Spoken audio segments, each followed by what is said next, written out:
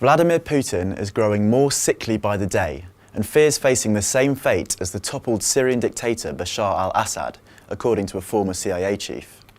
Ralph Goff, ex-CIA Chief of Operations of Europe and Eurasia, said the 72-year-old Russian tyrant is much more concerned for his health than he lets on.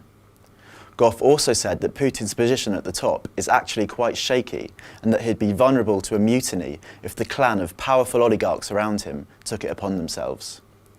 Rumours have long swirled about Putin's ill health, though the Kremlin has always fiercely denied that he's in anything but pristine condition.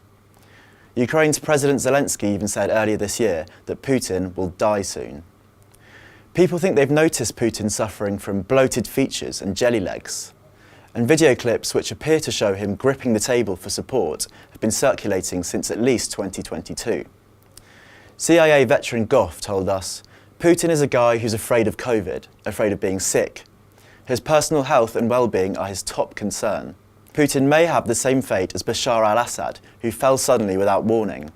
I think this is one of the more likely outcomes for Putin, a threat that he doesn't even see coming, comes out of nowhere and he's gone."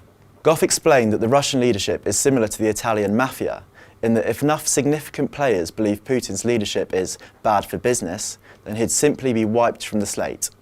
But despite everything, Putin remains popular amongst Russians and seems set on using every moment he remains in power to terrorise Ukraine and the wider European continent.